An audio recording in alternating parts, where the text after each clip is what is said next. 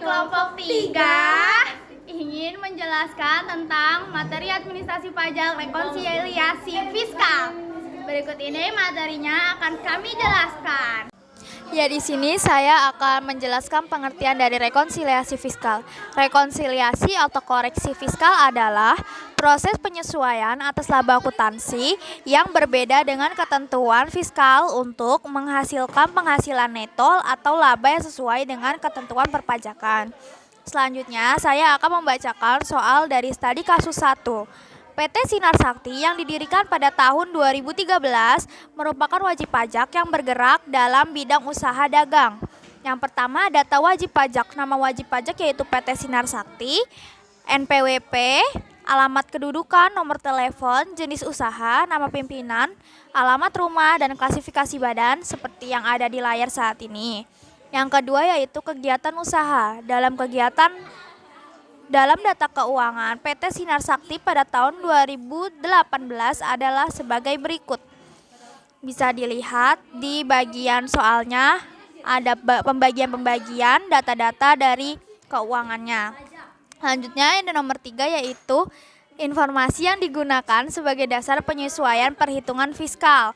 Yang di bagian A, di dalam beban gaji pegawai terdapat pengeluaran untuk pembelian pulsa yang dibagikan kepada karyawan sebesar 1.500.000 dan biaya pengobatan karyawan senilai 2.200.000.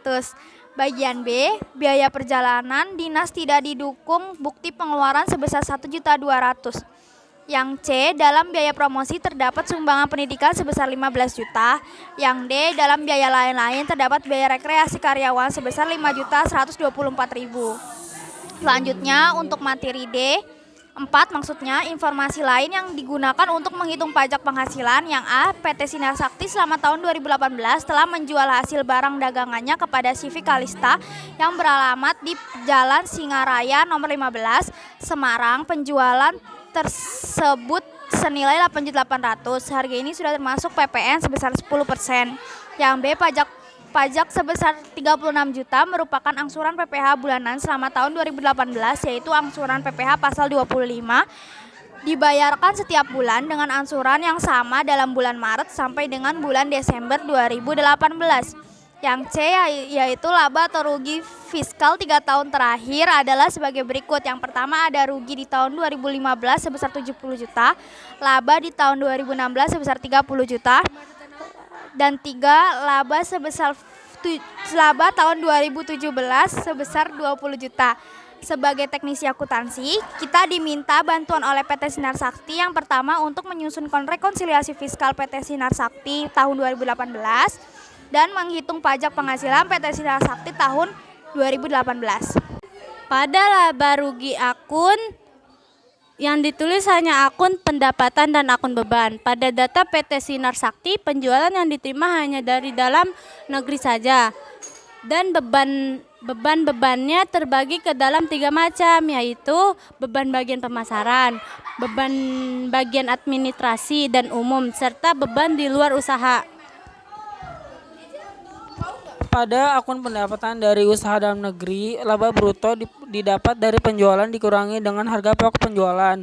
Pada beban bagian pemasaran, seluruh bebannya dimasukkan dan ditotal keseluruhannya. Pada beban administrasi dan umum pun juga sama. Semua bebannya dimasukkan dan ditotal keseluruhannya.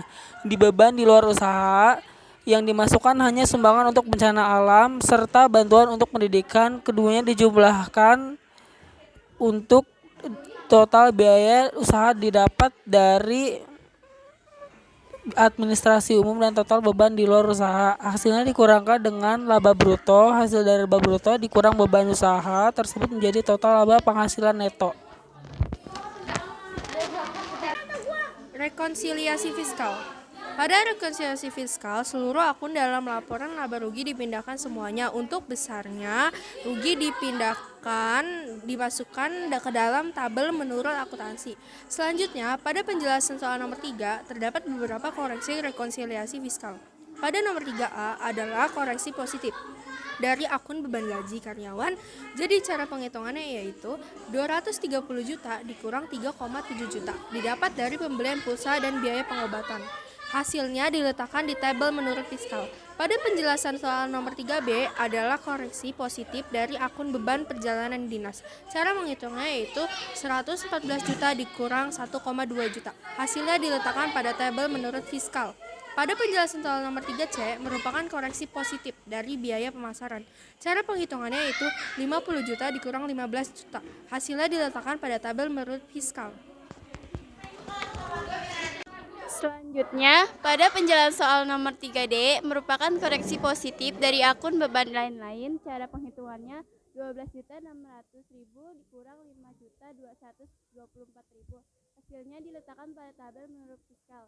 Selanjutnya, penjelasan soal nomor 4A merupakan koreksi positif dari akun penjualan. Koreksi ini menambah laba dalam fiskal, maka penghitungannya harus ditambah yaitu 3M ditambah 808 juta rupiah.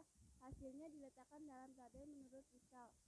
Dan pada penjelasan soal nomor 4B merupakan koreksi positif dari akun PPH pasal 25. Cara penghitungannya 36 juta dikurang 36 juta. Hasilnya diletakkan pada tabel menurut fiskal. Setelah semua akun yang harus dikoreksi sudah dihitung, selanjutnya kita harus memindahkan saldo-saldo akun yang tidak perlu dikoreksi dari tabel menurut akuntansi ke tabel menurut fiskal. Diterima serta beban-beban usaha hasilnya harus diperhitungkan untuk mencari laba penghasilan neto menurut rekonsiliasi fiskal. Caranya yaitu total pendapatan dalam negeri dikurang total pendapatan pemasaran dikurang total beban administrasi dan umum diambil total beban di luar usaha, dan seluruhnya dikoreksi positif. Rekonsiliasi fiskal juga harus ditotal. Jadi, dalam rekonsiliasi fiskal, terdapat dua laba penghasilan neto. Yang pertama, menurut akuntansi hasilnya sama dengan laporan laba rugi sebelumnya. Yang kedua, yaitu menurut fiskal, yang didapat berdasarkan pengrekoresikan rekonsiliasi fiskal.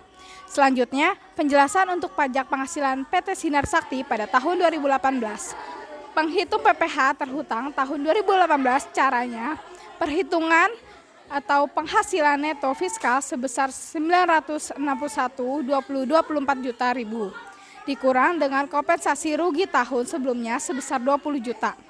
Kompensasi rugi tersebut didapat dari penjelasan nomor 4C. Caranya, rugi fiskal 2015 sebesar 70 juta dikurang laba fiskal 2016 sebesar 30 juta dikurangi dengan laba fiskal 2016 sebesar 20 juta dan didapat kompensasi ruginya 20 juta.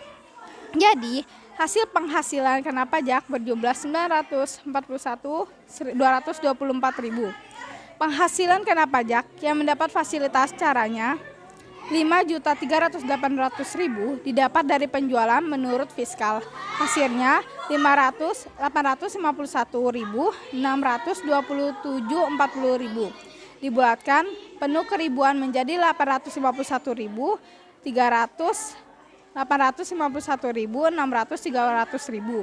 Penghasilan kena pajak yang tidak mendapat fasilitas didapat dari penghasilan kena pajak yaitu 941.224.000 dan didapat dari penghasilan kena pajak yang menjadi fasilitas sebesar 851.600.300